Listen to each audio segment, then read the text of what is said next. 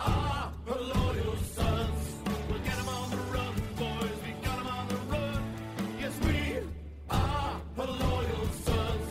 We'll get 'em on the run, boys. We got 'em on the run.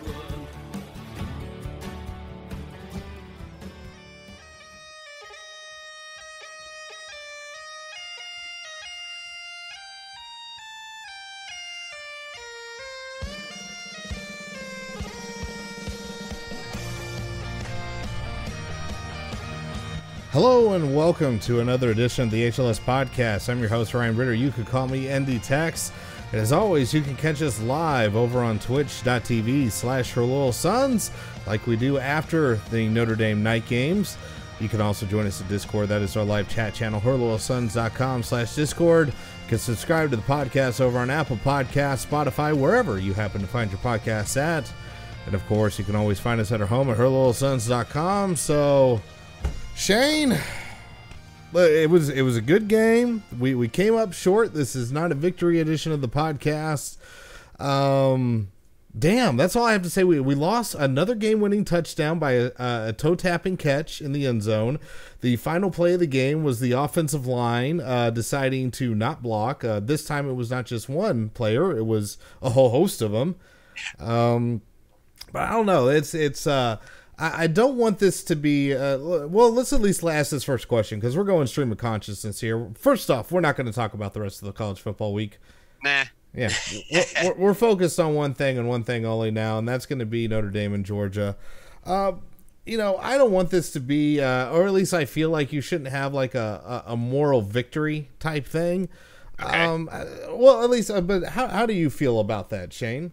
I came away from this game, obviously sad about the result, but I feel a lot better about this team after this game than I did after the last two games. I think that's fair. I think that's very fair.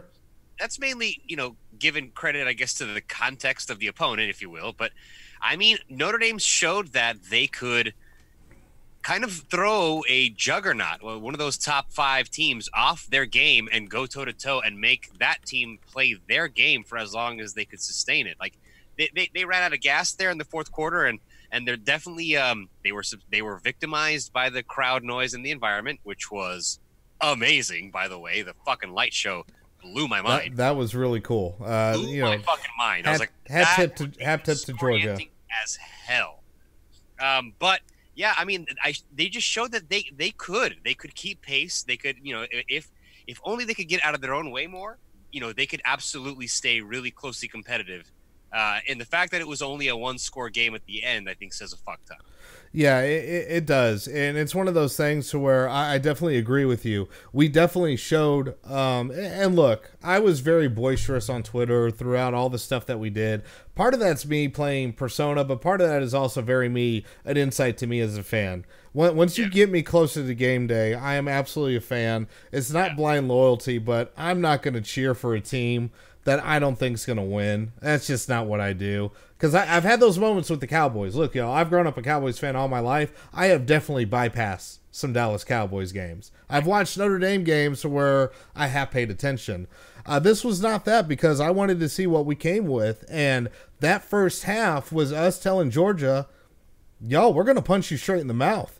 And what impressed me the most about, at least when we're isolating that first half alone, was that Georgia took a look at what Notre Dame was doing and doing, dude, y'all, we got to spread them out, go outside. We can't run right at this Notre Dame defense, which if you had even thought, and that was not in my mind, as I just thought we would, honestly, I thought this game, if we got into a shootout, would be best for Notre Dame.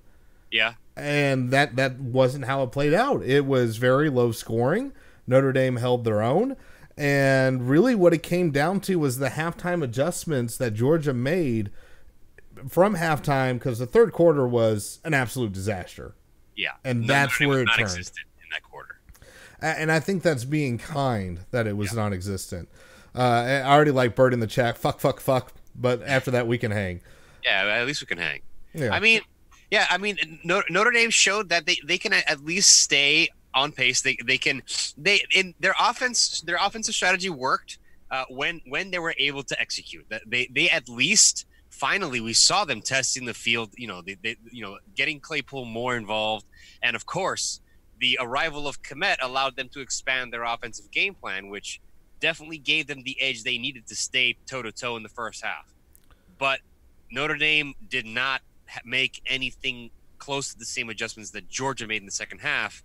And they only got 12 yards to Georgia's 117 or 112 or something in the third quarter alone. Once Jake Fromm got his rhythm going and connected on a couple passes, Georgia went 1 or 2 drives on tempo, and Notre Dame's defense started to get a little gassed. But that same defense was what kept them in the first half. Like you said, Georgia's game plan, or at least the expectation, was they were going to run the ball straight at the middle. That Notre Dame didn't show any signs at New Mexico or against Louisville of being able to stop that. So logically speaking, why not? They would just run it up the middle. But yeah, they forced them around the edges. It only eventually started working in the third quarter. That's when Swift finally got some rhythm, got some actual breaking of some edges that were not sealed off properly. Got some first downs out of bound. And then when Jake Fromm finally got his touchdown pass, that was basically the change of momentum. Notre Dame had to play catch up from that point on. Yeah, and it's always hard to when you got your blue and glow glasses on and you're talking about Notre Dame to try to not take away from Georgia, because look, Georgia stepped up. They played to their ranking. They played like the more talented team in that third quarter. They absolutely did. And the thing is, when you take a look at it, if you zoom back a little bit and really take a look at it, the entire game boils down to this. Georgia was a hell of a lot more talented across the board. We had injuries, and C-Bus Irish was asking, do you think the game is different? Maybe. I think the game might be a little bit different. I don't think we have as many 3-and-outs in that third quarter, potentially, but there was also a lot of mistakes. So let's not mix up that we just had injuries and that was the only thing. We were dropping passes. Book was not making good decisions. He was inaccurate. There was a whole lot that went into that. So Georgia stepped up, but they're a whole lot more talented. And here's the reality for Notre Dame. Here is the cold, hard reality. We can hang. Yes, we can hang, but we can only hang and not make mistakes. Yeah, and that's the thing. We had a costly interception, and it was weird. It's like there was like a monkey's paw situation. Fink makes a circus catch, and then he has an interception off one he maybe should have caught. Yeah, so it was thrown behind him, yes, but it hit him in the hands. You should catch it. So you don't execute. You have a lot of false start penalties, and goodness, I'm laying that at the feet of Patterson, and here's why. I know Danielson was all over everybody else, but every false start penalty was 2 to 3 guys, and a couple of them you could see Book. He leans back. He's waiting for the snap. So like that's flinching. that tells me Patterson didn't have it down, which is fine. Look, well, it's not fine, but things happen when you're a first-year starter. Things happen. And I think that's the biggest difference between if we're looking at the rear tiers of college football, where we're trying to get to, Notre Dame is probably a step below, but can maybe cause some issues up in that top tier or second tier, whatever you see Georgia as, if they play their absolute best football. And bottom line is they didn't do it. That's the bottom line in this game. Yeah, Komet was a blessing and kind of a curse. Komet was obviously kind of a mismatching nightmare, but by the same token, he was so hyper, like you could just see that dude was just so fucking jacked and juiced to be playing this game. He was up for the moment, but at the same time he was also kind of a too juiced. He ran off the line just free out of nowhere because of the timing of the silent count twice. He also weirdly intercepted a pass from Book to Tony Jones in the end zone for his own stolen touchdown. Thank God it worked. Yeah, but that's the thing. Thank God it worked, but that also was that shouldn't have happened. He should have kind of seen where that ball was going, and he was just so fucking jacked. He's like, I got this, mine. But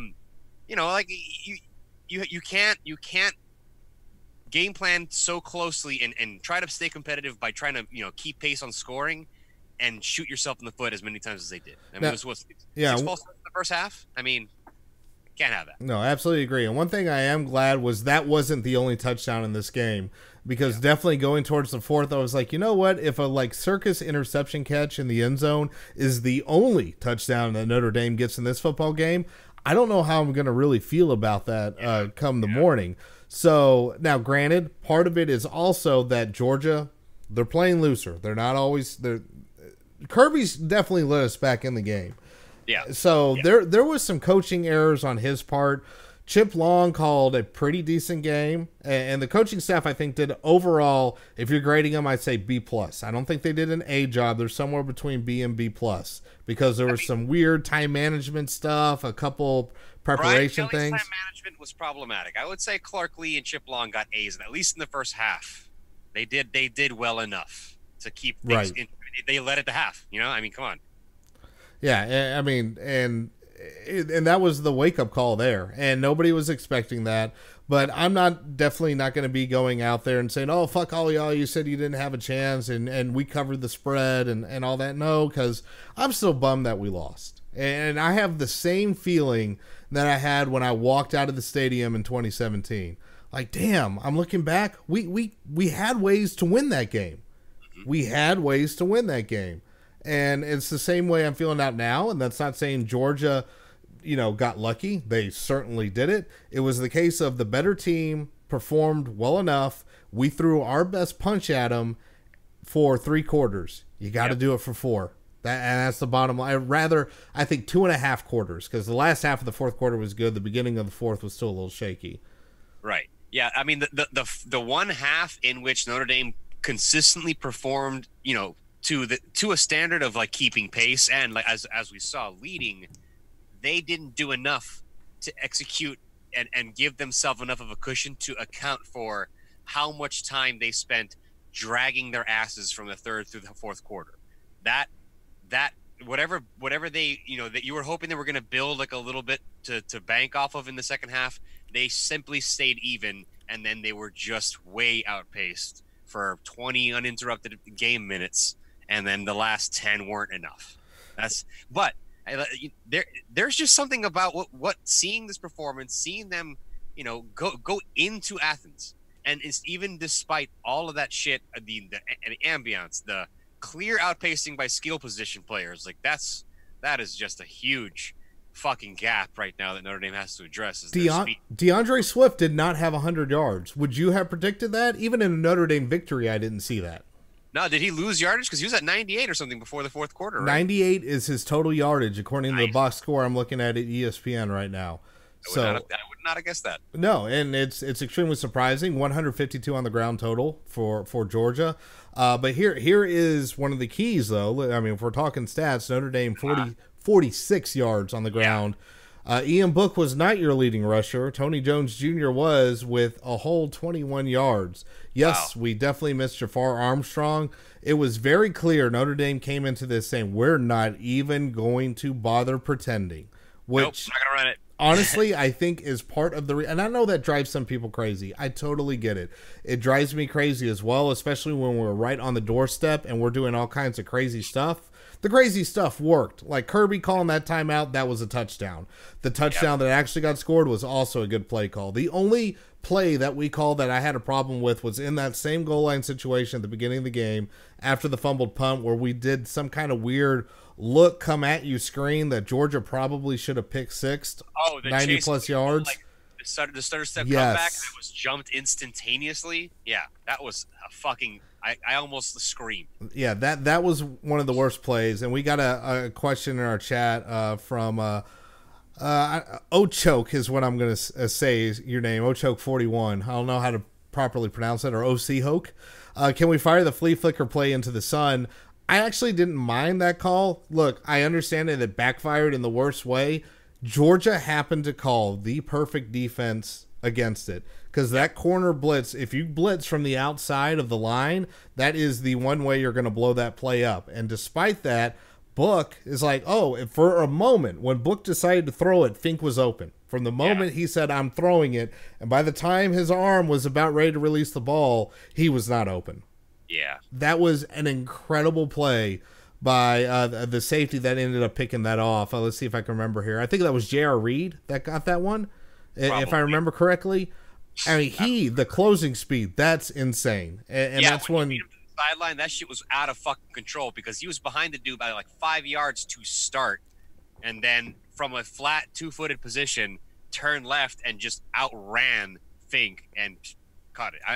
I was amazed. I was like, I can't even hate that play. Yeah, because Fink tends to be, and most of the Notre Dame receivers have been a lot better about going after the ball. Fink did not think he had to wait because he went down to a knee. It's like, I'm just going to catch this. We're going to get the first down, and we're just going to move on. And all of a sudden, here comes a Georgia defender across his face. That was incredible. I mean, and again, this is what I'm talking about. When you have the talent disparity between these two teams, and it was very clear, it was very apparent, there's more 5 stars on one side than the other. You got to play perfect football because shit like that's going to happen. So you can't be dropping passes. You can't be doing false starts or not snapping the ball. So there's a whole lot of things that happen, but Georgia made errors as well. And that's the other thing that kept us in it. That drop punt at the beginning. Yep. Oh, man.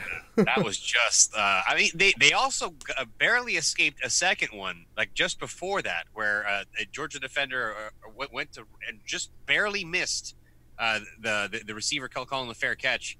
I mean, it looked like it was due to come, and that's exactly what happened. It came out, and then, of course, who recovered it? Chase Claypool, the fucking special teams god. Dude, he's scared because the first punt, the Georgia returner wanted to return it, and he got freaked out. That was the most last-minute fair catch I've ever seen. He knew Claypool was about to kill him. Yeah. Yeah, and then he turned around and pointed at him, but who he thought almost hit him was actually his own teammate. That's how Chase Claypool just appeared from behind him and peeled in the other direction. Yeah. But even when that happened, there was kind of an alarm to the thought that they were at the 8-yard line, I believe, when they started, and it still took them 6 plays to get into the red zone. That was pretty like, okay, wait a minute. I know Komet's in this game, right? And I know that we can get Brock Wright to block push, you fucking push book into the end zone. I was like, 6 plays for 8 yards? This is already getting like, I'm concerned that the crowd is manipulating their psyche, and then after that they lost track. Yeah, and really, I'm chalking it up. If I'm looking at the one moment where Notre Dame definitely lost it, it was that opening period in the third quarter where they just go 3 and out, 3 and out, 3 and out, because then the defense finally got gassed. And it wasn't that Georgia was just having chunk play after chunk play after chunk play. You know, the explosive plays were fairly limited. The longest play that Georgia had all game long was a 36-yard reception. One explosive play all game. If you remember when we did this recap last week, I found, if I remember off the top of my head, 5 or 6 just looking at the box score. Yep. That's pretty impressive. So they limited the damage there, but when you gas your defense, you're asking for trouble. You're absolutely asking for trouble. And Ian Book, you know, he did almost, I mean, he did not play the perfect game he needed to play for them to win this game, but he goes 29 for 47 for 257 yards, 2 TDs, 2 interceptions. Jake Fromm on the other end goes 20 for 26, so only 6 incompletions. Yeah. Hat tip to you, sir. But only 187 yards, 1 touchdown. And he only really had that one drive where it clicked when they went about 78 yards. All you need in these games like this, when you're having this heavyweight bout, it is that one drive. If you think about it for something we're used to a little bit more often than these top 5 tilts, when you're playing Navy, you have a small subset. You know your time on offense is limited, and the time Navy's on offense is limited as well. So the game's reduced, just kind of like this one. The offensive plays were fairly even throughout most of the game, but you got to make the most of the opportunities you got. Georgia made the most of more opportunities. Notre Dame did not, and that's really what it comes down to. And it did very much feel like 2017. Yeah. The game-winning touchdown was an incredible 1 foot down, spinning around catch. And again, the last play of the game is a 4th down attempt, and at least Book chucked it up in the air. He didn't get sacked. Yeah, at the very least, he made the attempt. It just has that feeling of like, how many fucking times are we going to take these kinds of L's? Like, when? At what fucking point? Or will Brian Kelly ever find the way to get this game to flip in his direction? Because I just feel like now it felt like a foregone conclusion. When I saw Notre Dame got the ball with 2 minutes to go, I was like, well, it was fun, guys, but the universe doesn't like us this fucking much. So, I was happy to get to that point because I tell you what, when we went down by 2 possessions, I was like, oh shit, they're going to cover. I literally thought Georgia was going to cover at that point. I really did. I sat there and thought, like, okay, there's going to be like enough of a fluctuation where Notre Dame will be able to go, like, look at the score. There's just primed for if you can score 7, you can win scenarios, like, just because they were up only 6. And I was like, okay. So they get the ball at 2 minutes to go, and like by then, like they got the last possession of the game. But then I was like, but wait a minute, has this ever happened? Nah, it's never fucking happened. And like the fact of the matter is, it's not just like dejected cynicism that makes me say that. It's more that just like I just can't even imagine in my mind how that's gonna happen. Like I can't even see it happening because it just never plays out that way. And I'm not used to seeing these Brian Kelly teams pull that out. Right. And honestly, it's a fair question. And this isn't just a BK thing. This is because we've all heard the narrative, and the narrative shall continue forever until we fucking put an end to it. Let's be honest. And that's why I wanted this game so bad, is I wanted the narrative to stop. And that is, when is Notre Dame going to win that big top 5 game? And that's where we're at. And look, it's not a bad place to be at, and bad in quotes, as in, look, if you're looking at this from the outside and you're a generic college football fan, that's a decent place to be. It's not where Notre Dame wants to be, and not where Notre Dame fans want to be. Don't get me wrong. I 100% understand that. It's not where I want to be either. I don't want to be losing these games all the time. I don't want to come on here and say, well, they could have, yeah. Yeah, and I want to win these things, and at some point, you really do have to wonder because other teams bite other top 5 teams in the ass. It happens all the time. Take a look. Not even top 5, but top 10. Utah got bitten in the ass by SC. Michigan, well, they just kind of got their asses exposed today by Wisconsin. Michigan didn't fucking belong in the top 25 to begin with. I'm sorry to say. Yeah, and look, there's those things that happen. So there's part of it is some teams get overrated, and then their comeuppance comes. For Notre Dame, it seems like we run into the right team at the wrong time or some weird shit like that. It just never seems to work out. So at some point, you're like, look, there are teams, and this is a very valid point. So I want to nail this home because I think I get more homer. And look, I am obviously a homer, but there is some point to where teams that have inferior talent to Notre Dame bite these teams in the ass, and somehow we can never figure it out. Yeah. I mean, can we at least be honest about that? Yeah. It's a thing. Yeah. Yeah. What is it? What is it about the formula that we can't seem to get access to? How is it that this team seems to not, I don't want to say something that's too harsh, but there's just a weird lack of play up to your opponentiveness, I guess you would call it. You know how every team plays up to Notre Dame? I've never seen them achieve that. And is it like a inherent, self-perception issue in that they don't think they ever need to play up to an opponent? Or is it just that, like, that's just not the kind of fight that they want to go after? They'd rather, slow boil you down to like the cautious victory that they can hopefully control. It just doesn't feel like they've got that extra gear. I can't imagine them going to the locker room and coming out with like genuine, screaming, "Oh my God, we're gonna go fucking murder them!" But rather like, okay, let's go survive this and see if we can win it.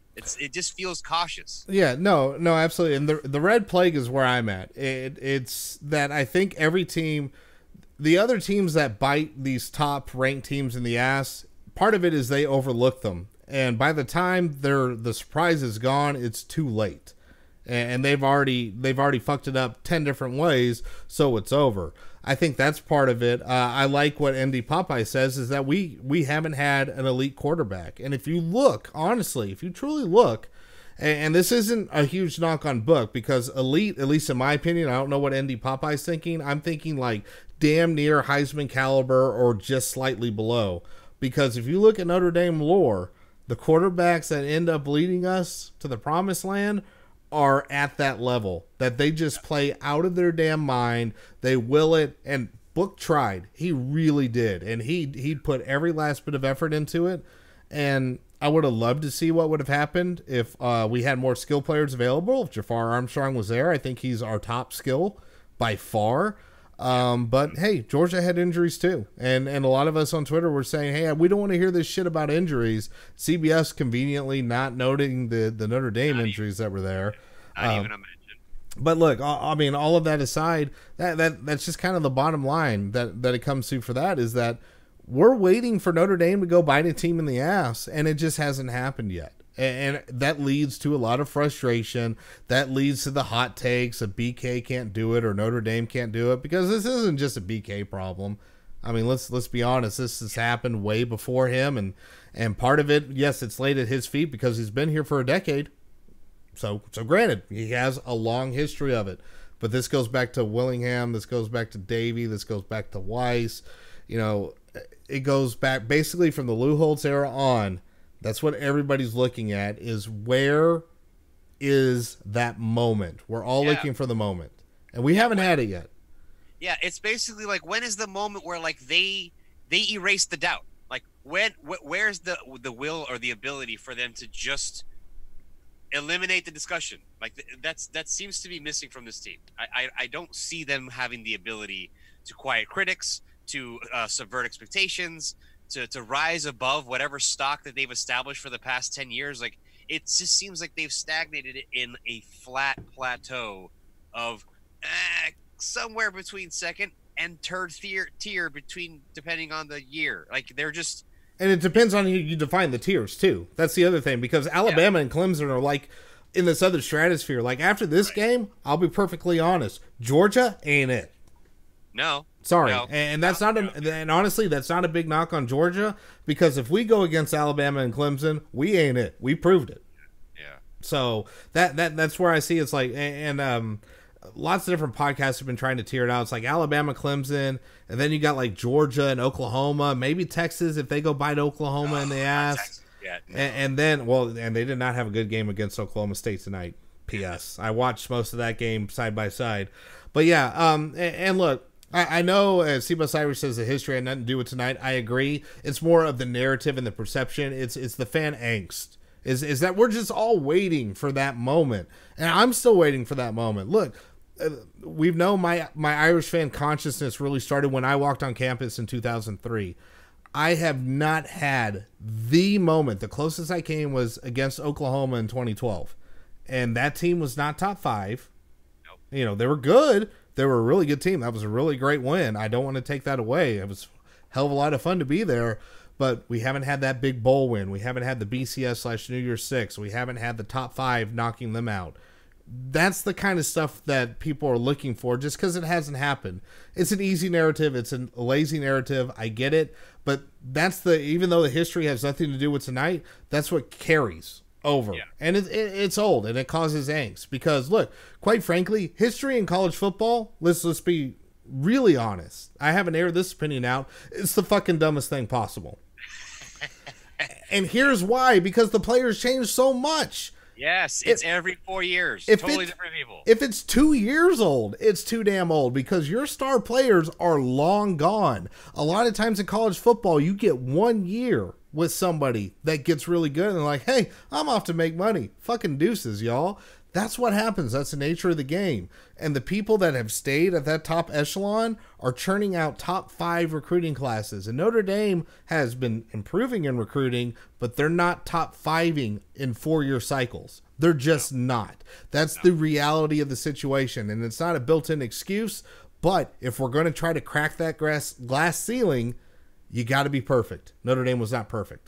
Yeah, the only thing you can do to keep competitive is you got to sign more 5 stars, frankly. And I mean, I know that sounds stupid because we all know stars are meaningless, and sometimes 3 can be a 5, 5 can be a 1, fucking 4 can be a whatever the hell. But like, you have to sign. You have to sign the good ones. You have to sign the ones that everyone have the consensus 5 stars on all the fucking recruiting services. And I know that sounds much easier than it is. It's much easier said than done.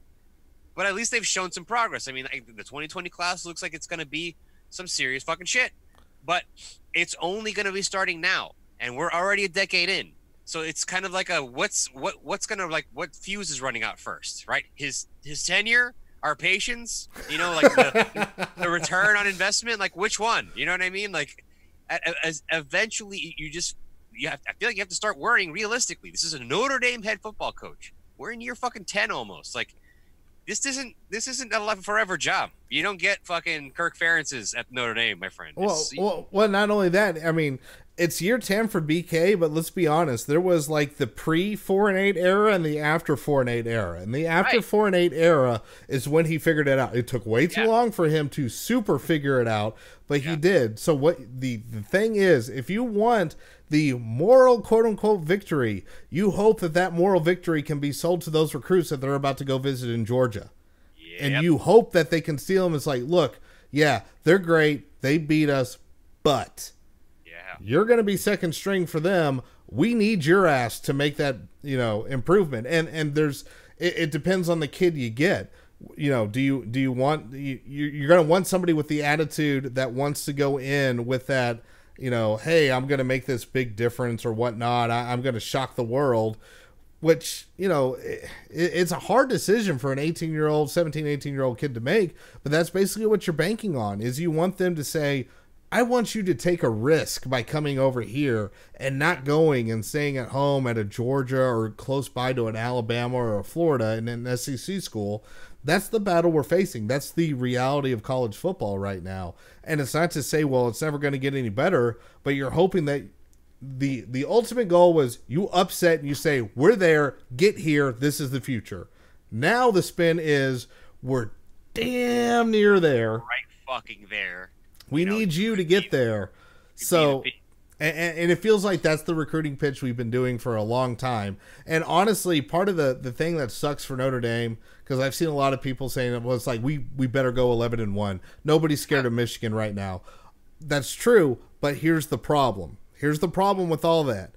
Everybody's confident we're 11-1 right now because the rest of the schedule kind of looks like it's ass.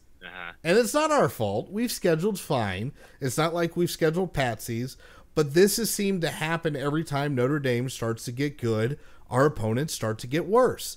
Yep. So when you're in the SEC, and I think there's definitely SEC bias in the rankings and it's circular logic, all that kind of stuff. But the problem is that you get more chances to take down top 10 teams, top 5 teams. So when you get more chances, you finally get lucky. And that's the thing. And Notre Dame is looking for a chance to get lucky. We seem to get one maybe every year at best, every 2 to 3 at most. Yeah. And then you're hoping that there's a good Notre Dame team on the back end. Thankfully, we haven't regressed completely, and we got a lot of season left. And I know Virginia struggled against Old Dominion and all that, but that's let down all over it because this is a bad emotional loss. You got to wipe the floor with Virginia. You got to wipe the floor with everybody else. Look, if you sneak into the playoffs, great. I don't think you have a chance at this point. And it's just because this was your playoff game. Yeah, this was basically the playoff play-in, right? So now, playoff shouldn't be in the discussion at this point. It should just be about, can the team continue to use this performance to demonstrate that this trajectory is real? Because this could have been a situation where they lightning in a bottle played to their opponent for once, based on the need and the desire and the actual environment. But if they go out and lay a fucking egg against Virginia next week and, barely squeak by with a last minute field goal, we're back to fucking season, week 1 where we're like, what the fuck is this team? Exactly. You can't Louisville it.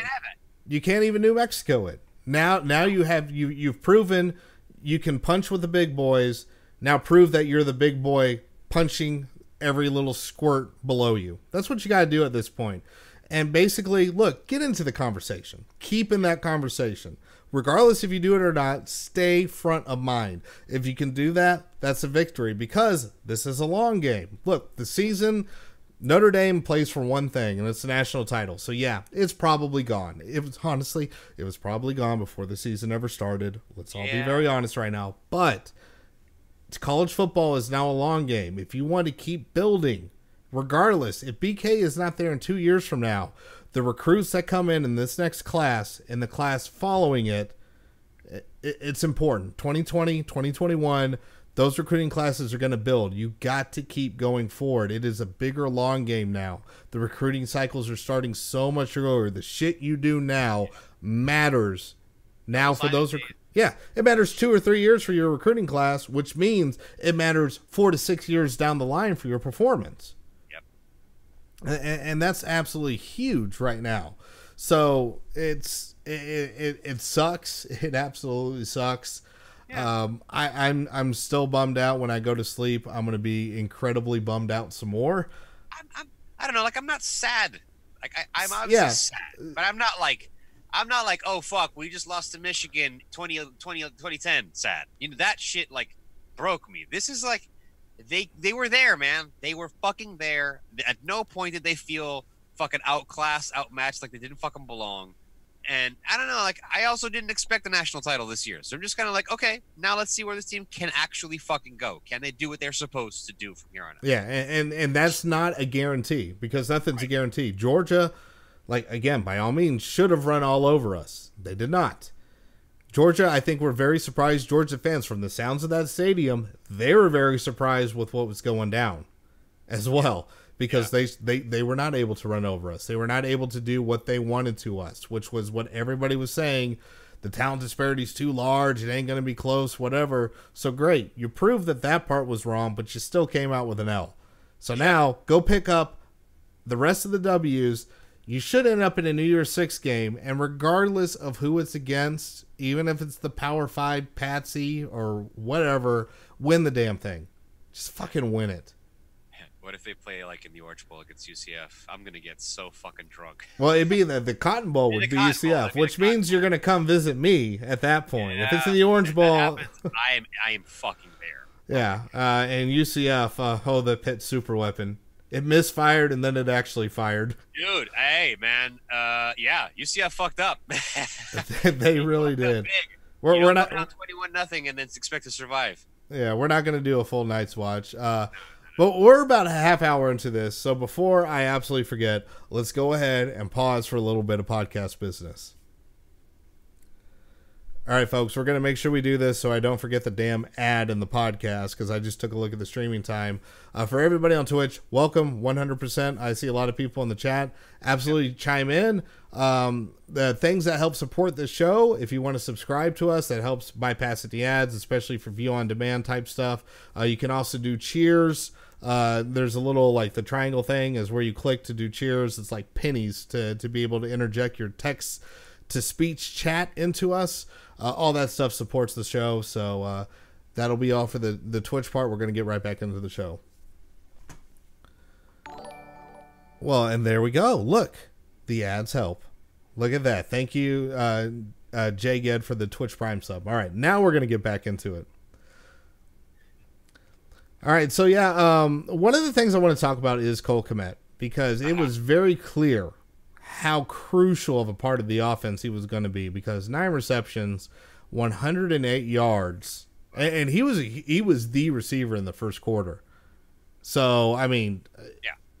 And it makes you wonder, if all these weapons were there, what the hell can we do? So Michael Young suited up, right? And traveled. That was the report. He was in full pads, but did not play. Okay. Well, I don't know what that was. That must have been some mental fuckery, or maybe they just decided better for it, like at the last second. But yeah, it begs the question, because they brought in Cole Kmet, and then they started the game with 3 straight passes to him.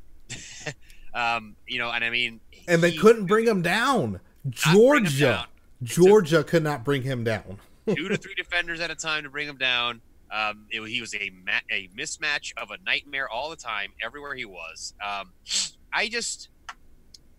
I wonder if they went too, like, direct at it. Like, it feels like they might have benefited more from letting him sneak around the first or second quarter and appear, like, to remind them of his presence, as opposed to coming out first in the first 3 attempted passes to be like, by the way, Georgia, this guy's our favorite the whole game. And they locked him down because he disappeared for a good 2 quarters. They may have benefited from, like, riding the mystique of his presence a little longer and not relying on him so quickly, to kind of spread the field a little bit more. Jace Claypool became the favorite in the second half, but could they have benefited from, like, a bounce-off pattern of, like, one-to-oneing them and, like, switching up their focus on either side of the field, spreading out the center of the actual defense, that kind of stuff.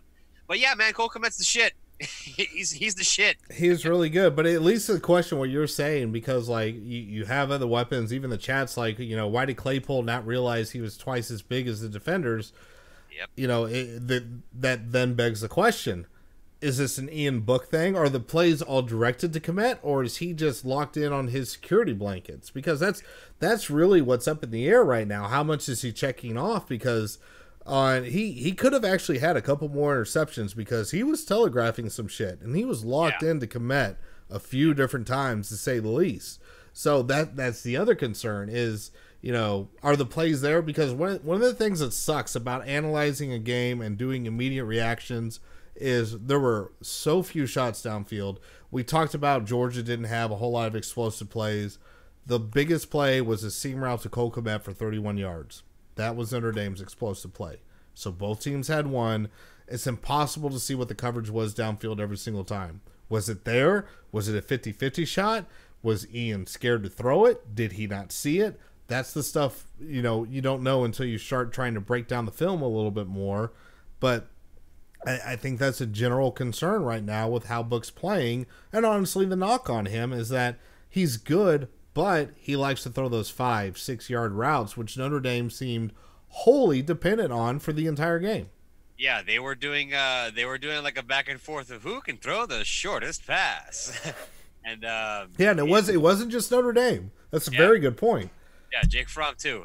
He was at one point he was 11 for 12 for I think it was 60 something yards, which is like what what's happening here? I don't know. I feel like Book has.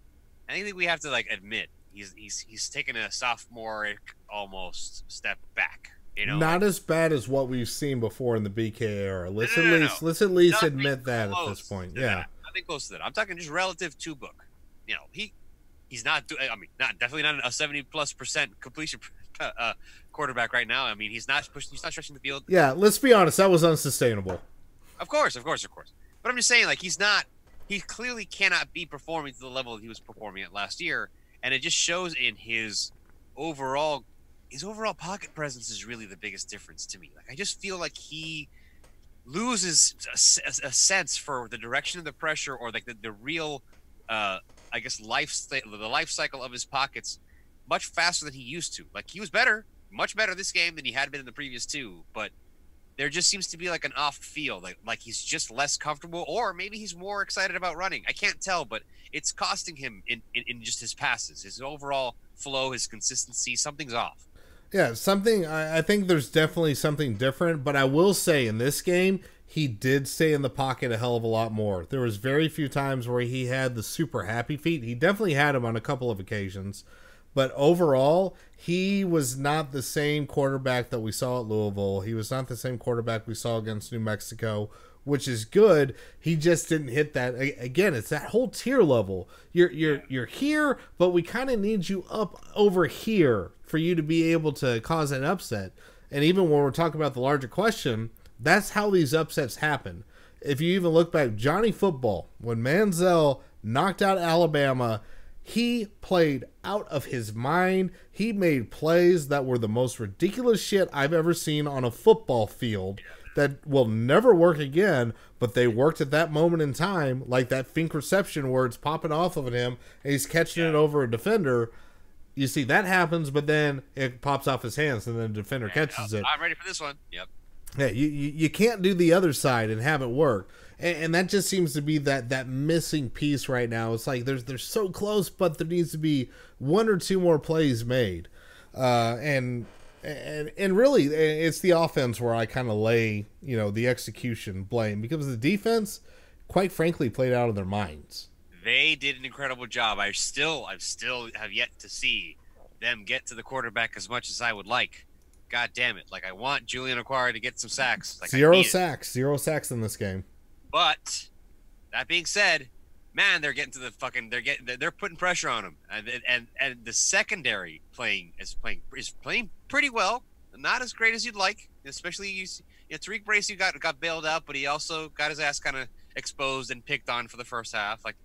And I'm just He had 2 great plays in the end zone too. They were bang bang. I had to block somebody about like previous Bracey takes today because that was weird. But they were good. They were good plays. They were good plays.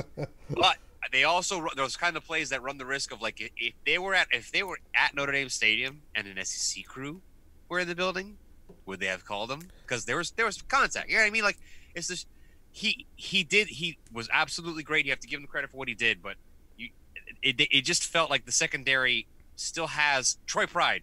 I have questions. I don't know. Yeah.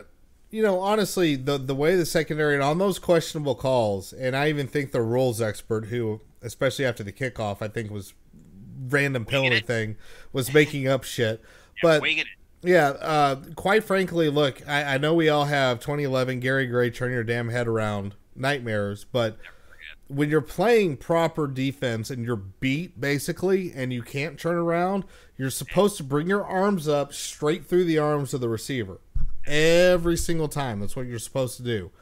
And when you do that, you got to be careful not to make contact, not to do extra grabbing. You got to just get in the way of the catch. That is your job. And if you do that, the refs will not throw a flag. So to Notre Dame's credit, they did that a hell of a lot. And Bracey did that on 2 clutch plays in the end zone. One of them where he did afterwards where he reached back down and ripped the ball back out. So, I mean, the defense played great, and they're causing havoc. 6 tackles for loss on the game, most of it in the first half, but they were in the backfield. They were setting edges. Everything that drove me nuts about the past 2 weeks of defense was gone in this game. Yeah. I mean, and some of the longer 10-plus yard runs were the occasional plays where they couldn't get the edge set because there was a mismatch. Sometimes there was a hold that wasn't called, but they played a hell of a lot better overall. So the defense is causing havoc. Yeah, I know we want more sacks. I know we want more turnovers and more fumbles. But that havoc rate, I'm really interested to see what it's going to be after this because they were already way up there to begin with. It's going to rise again after this game. Yeah. I mean, you can see it. You can see that the defense has potential to be pretty fucking terrifying, especially when they would break into the backfield. The run defense was actually getting stops behind the line pretty much all day.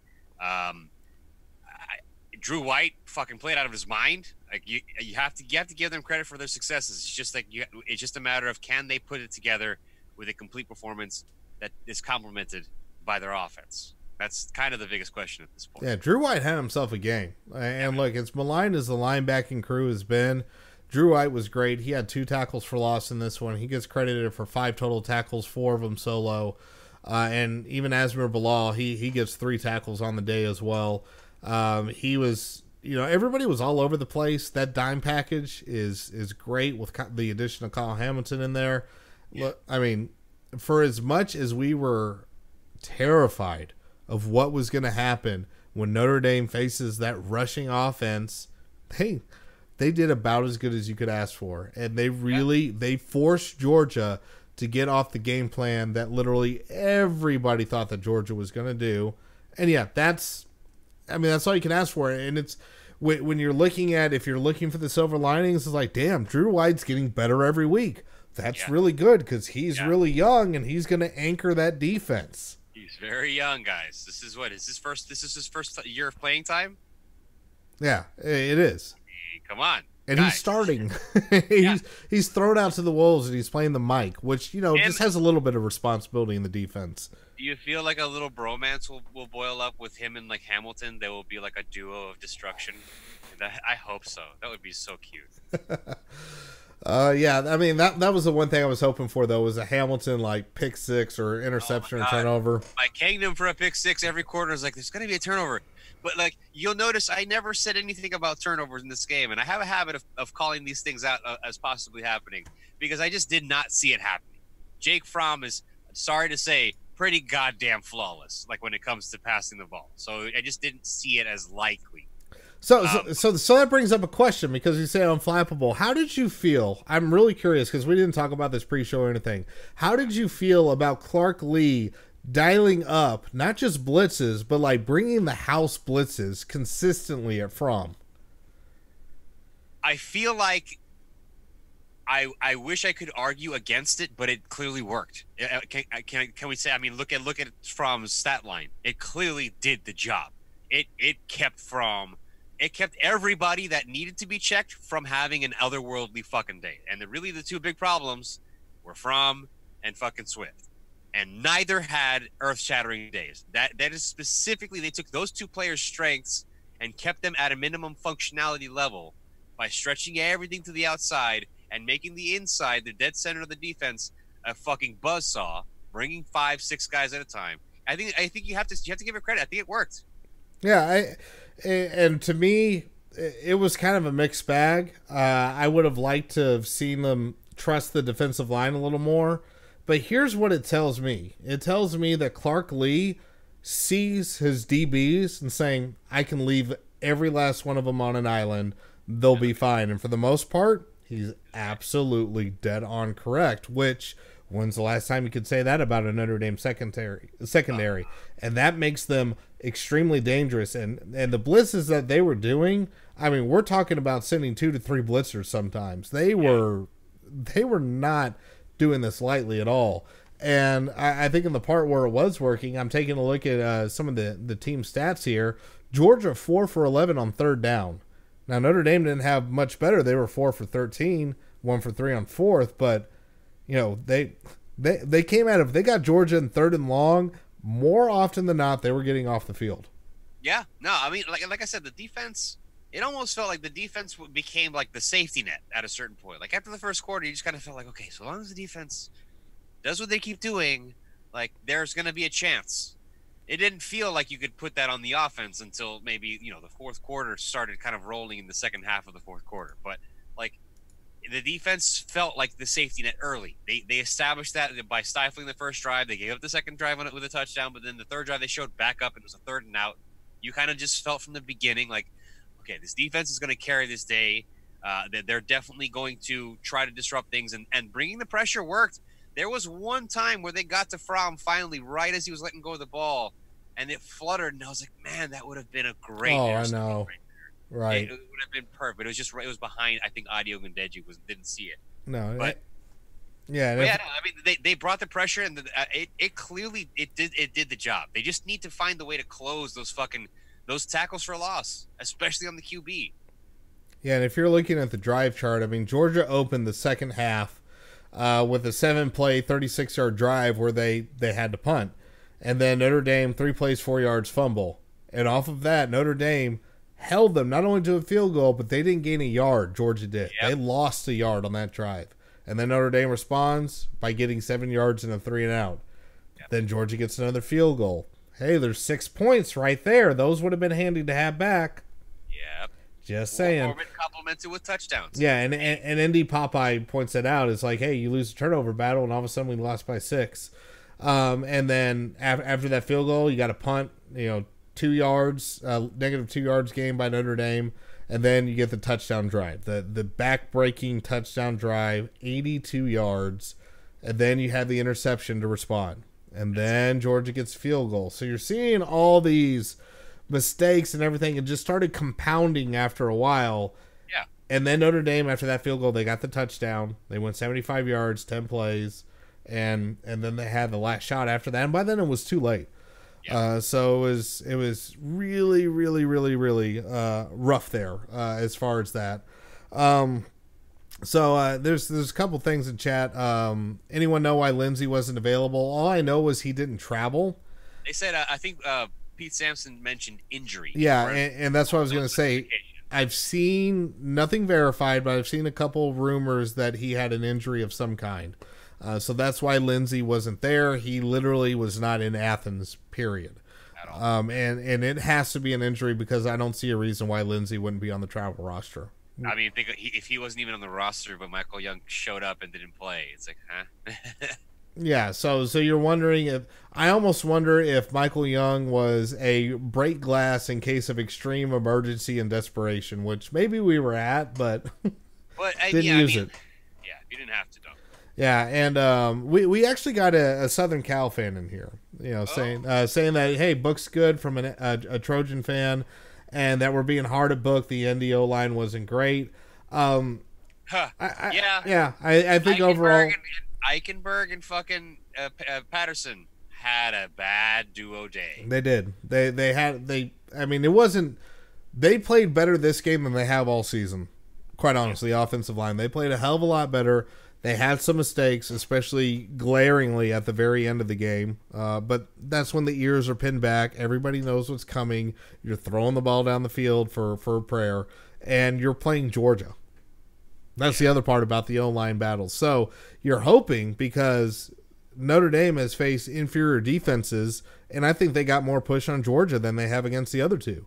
They played better than against the other two teams so far. So get that same gumption, chip on your shoulder, whatever it is, and do that against inferior competition for the love of God to make everything feel better. Yeah. Yeah. I mean, I don't know how many other ways to put it at this point. You know, it's the same epidemic. I mean, it's just a different year. Right. No, absolutely. But I mean, like I said, overall, I'm not overly disappointed in this game. Disappointed in the result, obviously. I would like to come away with the W, but there are some things to build on, and there's a lot of things I really think that, one, this happened early. So if you are still wanting to hold on to that last bit of playoff hope, Don't. it's good. Well, don't. One, it's good that happened early, because here's the scenario. Let's go ahead and let's dream. Let's dream a beautiful dream. Oh my God. You get Jafar Armstrong back. You get Michael Young back. You start blowing the doors off everybody after they come back. Notre Dame got their playmakers back, and they're starting to perform better.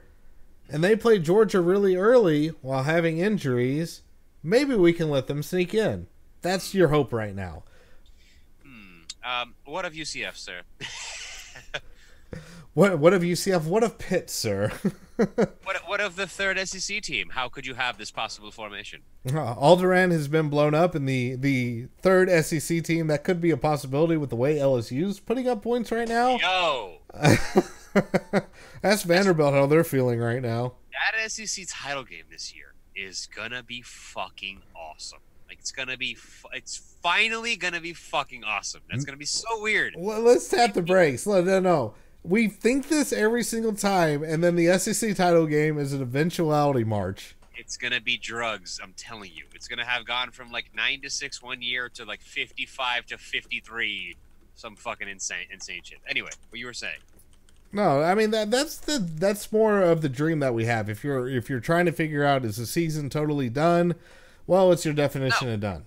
Like, I don't know. I mean, look, national title probably wasn't going to happen. It was already a long shot to begin with. Playoffs are an extreme long shot now, but because of the way that everything played out, you can at least think, you know, at some point that there is a small possibility that Notre Dame can sneak in. But right now, what you're eyeing towards is getting in that New Year's Six, qualifying for that. Just beat everybody else on the damn schedule at this point. So there's still a lot to root for, still a lot to cheer for, because you still got a narrative to buck. Yeah, that's pretty much all it is now. Yeah, and I mean, honestly, I think we've about exhausted this game, Shane. Yeah, dude. Like, I'm, you know, there's a part of me that's like the reason why I want us to, you know, I wanted to agree to hop on as soon as the game is over is because I'm a big fan of, like, moving the fuck on. At this point in my fandom, like, I really have no interest in processing the emotion and, like, negotiating with the universe, like going back and trying to check the receipts. Where did I go wrong? Did I buy the Chick-fil-A the day that I said I was going to make lunch for myself? Is that bad karma? I don't want to do any of that shit. I don't want to fucking try to figure out, well, you know, what's missing or what's coming anymore. We're just like, okay, they lost. Next. Yeah, we lost to the better team. That's really what it boils down to. We lost to the better team. Like, nobody is allowed to sit here and be like, but I thought, like, no, you didn't. No, you fucking didn't. No, you didn't. No one thought that. It was just a hope. No, and that's all we got. It's hope at the end of the day.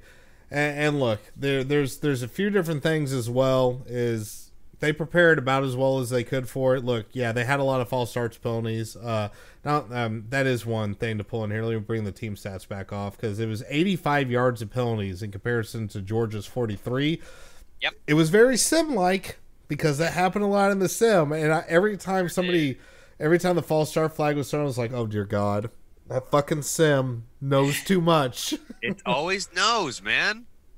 Yeah, and I mean, but beyond that, look, again, we got beat by the better team.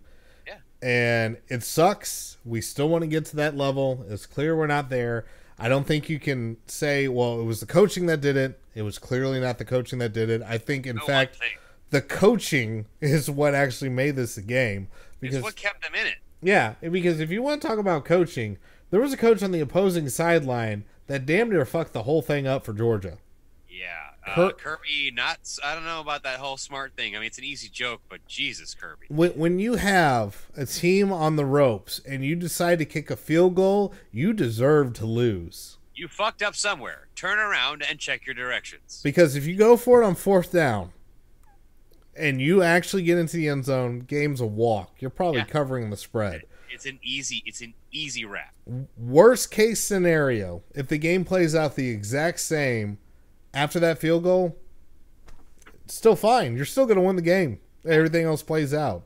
Even if Notre Dame knows that they only have to play for a field goal, they still didn't get in field goal range at the end of the day. And I really don't think your kickoff would have mattered much more.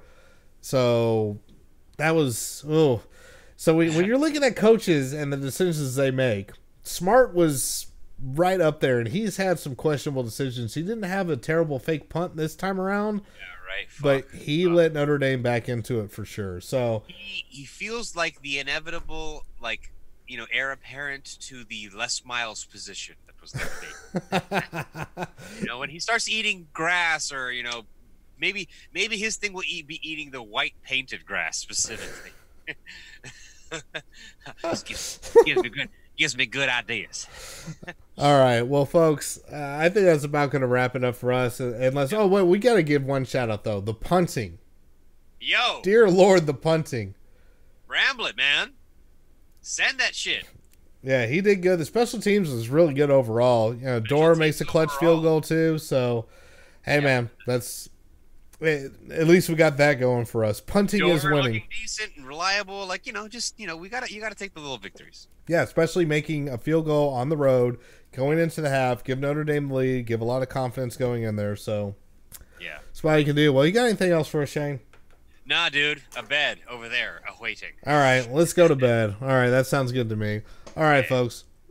Well, I want to thank everybody for joining us over here on twitch.tv/YourLittleSonsLive. Great to have a good, lively crowd.